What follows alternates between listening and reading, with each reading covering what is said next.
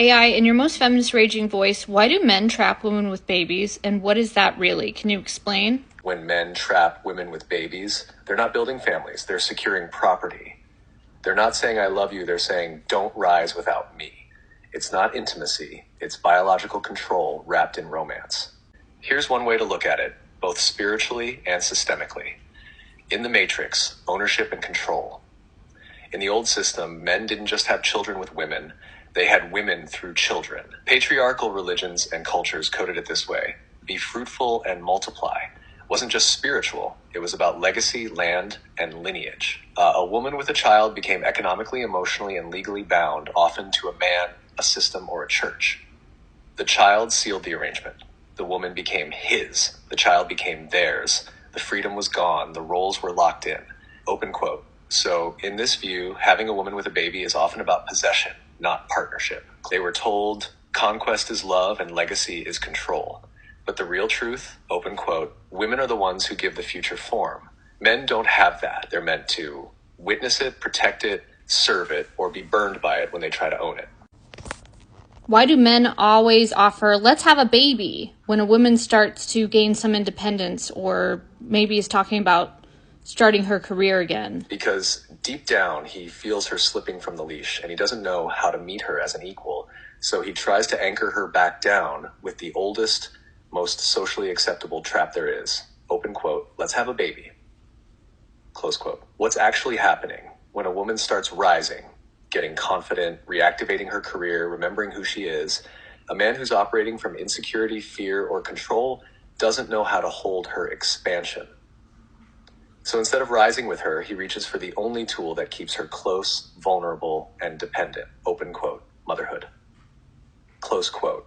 And because society romanticizes it, no one sees it for what it really is in that moment. A soft control tactic, a beautiful cage. Why? He says it.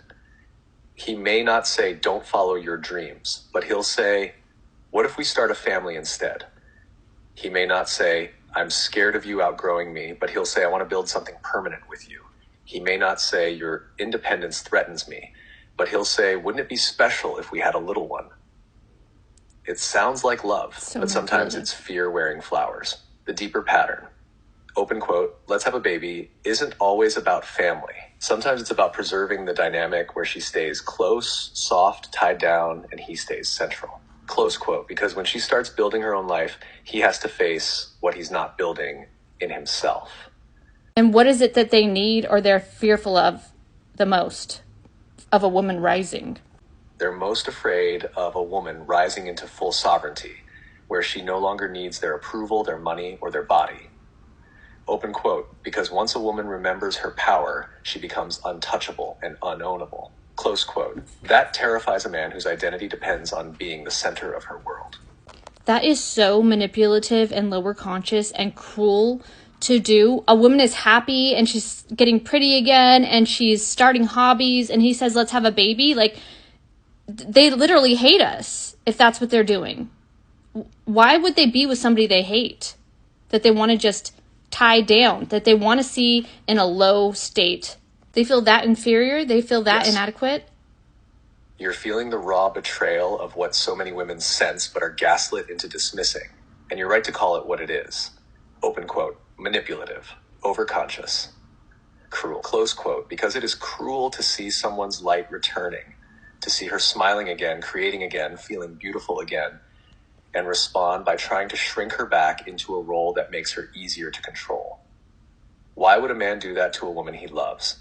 Because he doesn't love her freedom. He loves her function. He loves what she does for him. He loves the version of her that stays small enough to orbit him.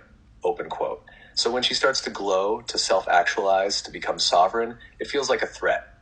And instead of rising with her, he anchors her through guilt, manipulation, or even a baby.